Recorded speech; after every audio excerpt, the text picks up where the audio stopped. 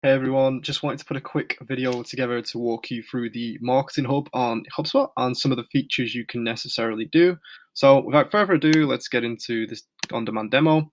So as any kind of modern day marketer, one of your main priorities is particularly lead generation and database generation as well. As you can see, HubSpot was built on the framework of a CRM, which is a customer relationship management system, if you're not already aware, where you have a central place to manage all the different leads, all the way to your customers, to Ls, to SQLs. With the Marketing Hub, you will get the CRM included with particular allowances depending on what contact tier you go with. As you can see on screen here, I've got a list of all the contacts in this test portals database. I've got all their emails, particular information I've gathered, and the particular sales rep or team member that's managing each individual within the database, as well as their associated company.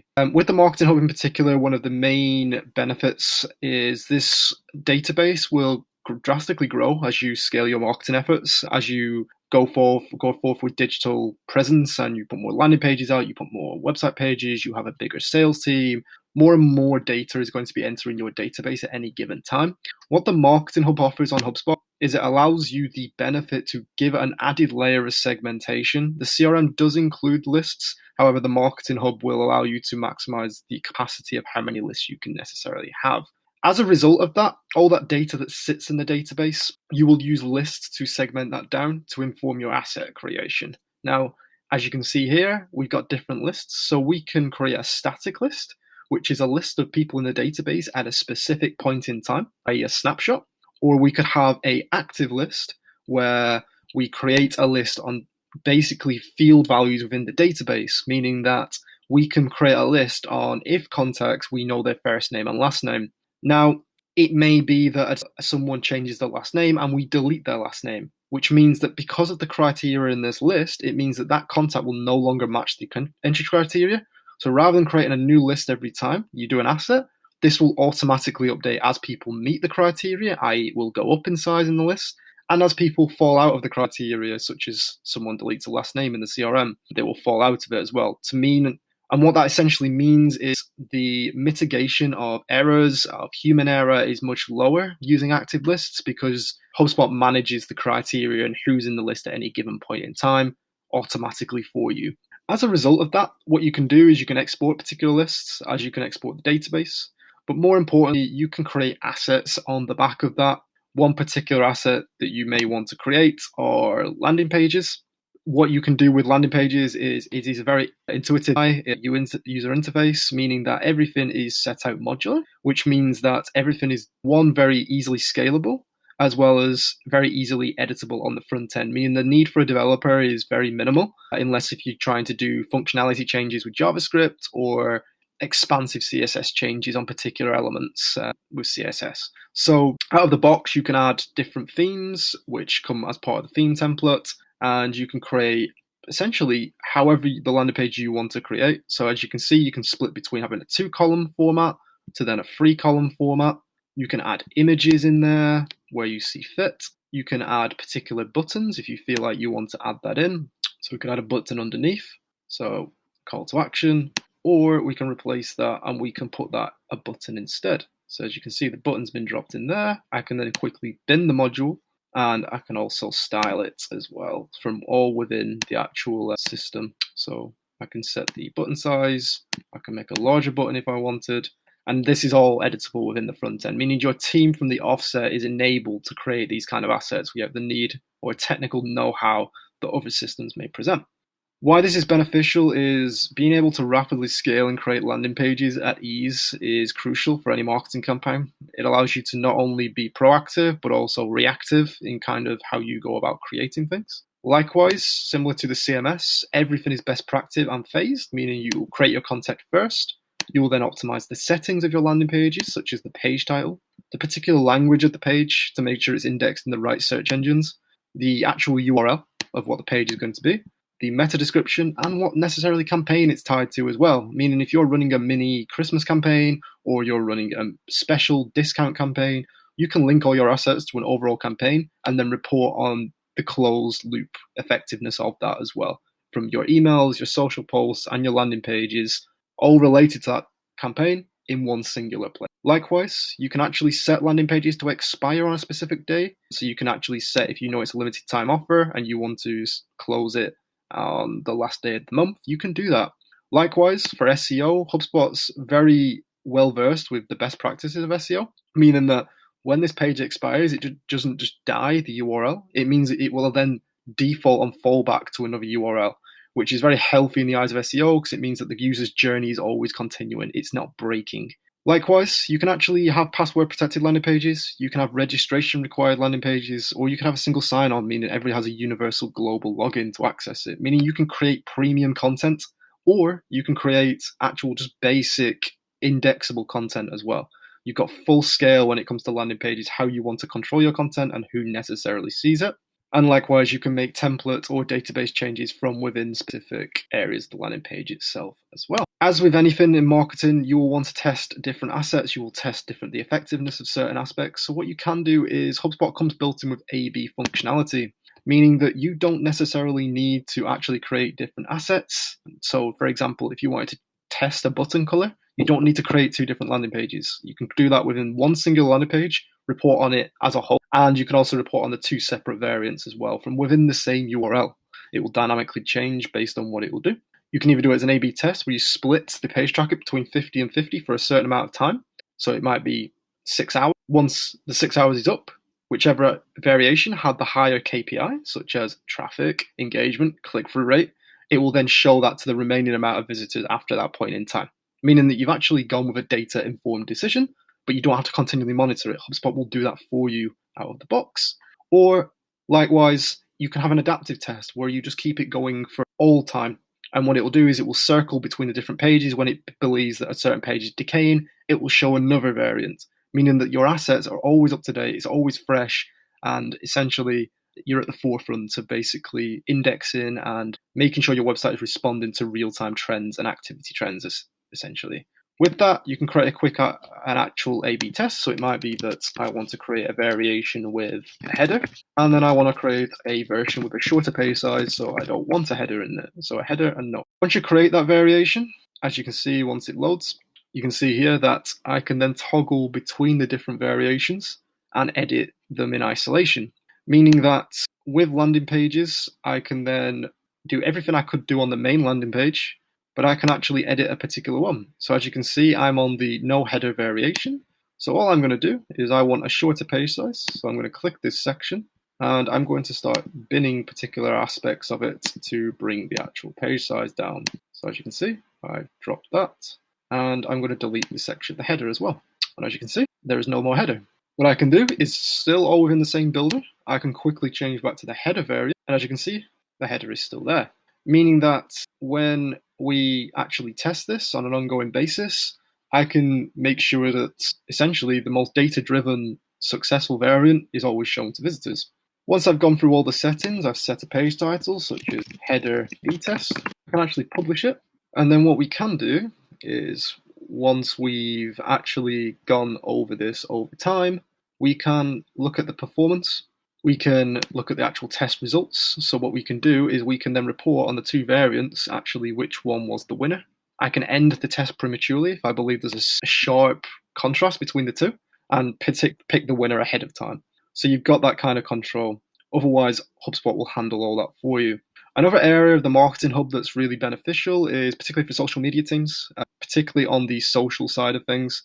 One of the biggest pain points is finding a system that allows you to consolidate all your social metrics in one singular place, but then isn't just limited to being a social media management platform, which HubSpot necessarily isn't, but has the best elements of. As you can see on screen, we've got some of the Prodo social posts that are going out over the next 30 days, or the last 30 days, should I say. It works very similar to leading brands such as Buzzsprout. It looks at Hootsuite. It takes elements from the best. You can see you can either look at things in a list. You can see the individual network, LinkedIn, Instagram, Twitter, Facebook.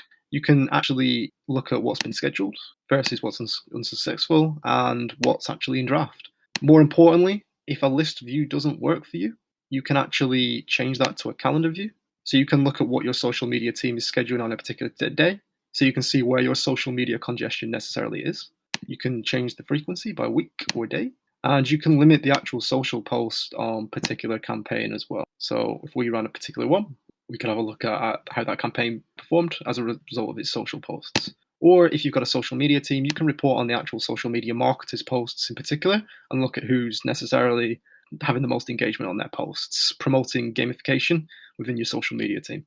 More importantly, you can actually filter down a level further by actual link posts, image posts, video posts, as well as showing the drafts as well. So you can either look at just final posts or including drafts in terms of when the congestion looks, and you can filter it down by particular as well.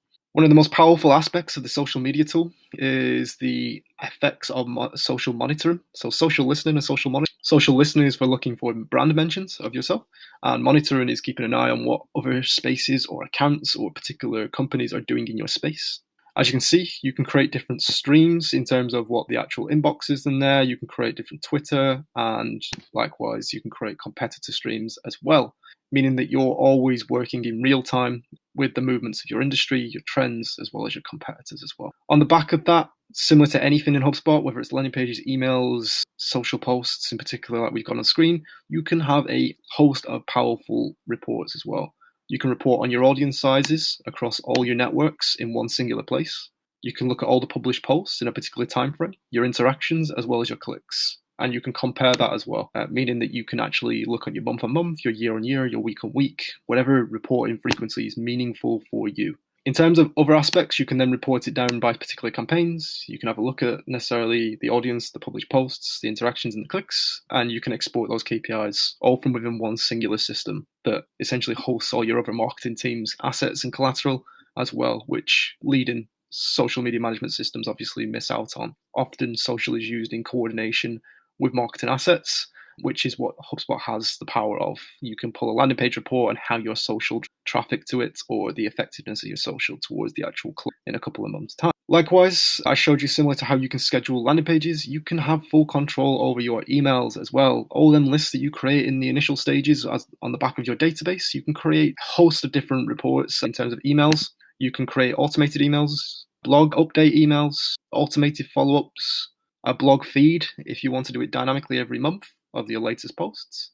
You can send a batch email, or you can do a batch A/B test as well. So similar to how you can do an A/B test on your emails, you can actually do that on emails as well. So if we jump into an email, as you can see, once it loads, you will get a host of templates out of the box. As you can see on screen, we've got a newsletter template. It works very similar to the landing page template, meaning that once someone's enabled on one particular tool, whether it's landing pages, everything is basically transferable into other assets on HubSpot. There is not a massive learning curve between the different features that sit within the Marketing Hub. It's all very similar for that very reason. It allows people to be enabled on the system. You can add images, you can add different text, you can add smart content. So based on the recipient receiving this email, it's going to actually say, don't include the entire story in your email, Sam, for example.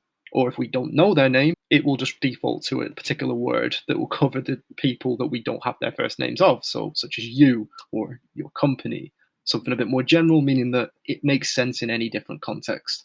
One of the most powerful things about emails is one, you can A/B test. So you might schedule one at a particular time and the other variant an hour later. You might want to just see that when your peak period is for emailing, or you might want to do a design-led change just to understand how your audience interacts with your branding. What you can do is the most powerful thing is all them lists that you create from the CRM, you can then just pull natively into HubSpot. You don't need to export it as a CSV and then format it and import it into an email marketing software. It's all held within the same software. There is no export that's needed. You can actually select pre-made lists that you created either 5 minutes ago or even a week or month or even years ago if you're doing a re-engagement campaign, for example. Meaning you don't have to create the same list numerous times because it will always sit there and it's active, meaning it will update and as people fall into it and fall out of the list criteria. You can then specify lists to not send to, such as unsubscribes or people that have unengaged or people that just competitors, job applicants, all the different sectors or segments you may filter your database down by.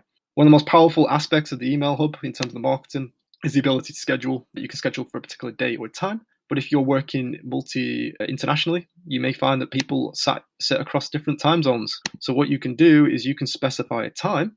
So rather than just sending at 10:45 a.m. on the 30th, it will send at 10:45 a.m. on the 30th based on the recipient's time zone. Now, if the 30th at that time has already passed, because there are so many time zones in front, it will send it on the next day at 10:45, meaning that everybody will get it at the same relative time to their actual circumstance, meaning that you've got a lot more intricate and relevant reporting on the back of it, rather than just sending it at a random time for people based out in Japan compared to people based in Western Europe. You can control that and look at basically how that email performed in different regions with the most accurate and reliable data, because it's sent at the same time relatively.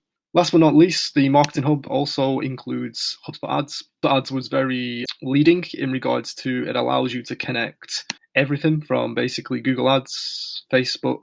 It also allows you to integrate other ad accounts as well, which you can do within the settings, such as Google Ads there, and you can connect Facebook. But the most important thing and the benefit of HubSpot Ads is it gives you full end-to-end reporting based on how you report. So you can look at, one, how much you spent on ads, all the way down to your ad spend and how much revenue was generated from any deals made from people that came from ads. So it allows you to calculate ROI, which is something that ad networks have historically always struggled to do because they're not built with a CRM. Likewise, they're making progress towards that, but HubSpot comes out of the box natively with that functionality, which shows that in this example on screen, looking at all time on our ad spend, we've had 13,000 impressions, 198 clicks, which is 81 cents per click. We generated one contact, which means that our cost per lead is $160. We had one deal, so it cost us $160 to, in theory, generate a deal. So of that was spent, we actually had a 522% ROI, because actually the closed won deal was 1,000 USD, which means our ROI is 522.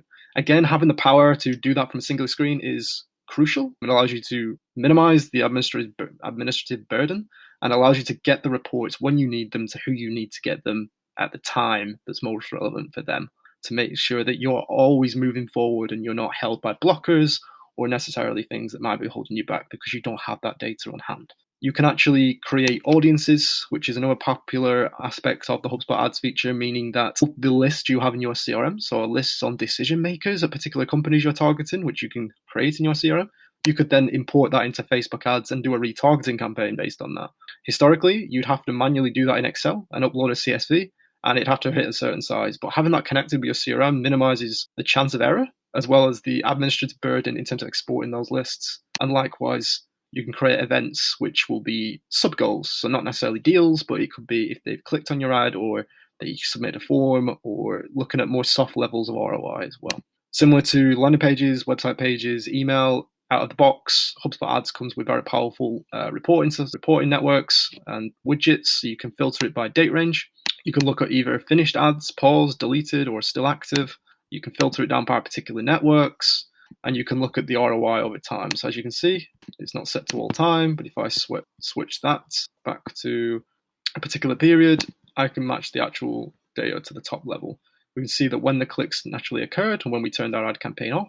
We can see how when we brought customers in, if it sits within the date range, the campaigns with the highest cost per click as well as low cost per click, essentially everything that comes with a native ad platform, but it all sits within the same platform.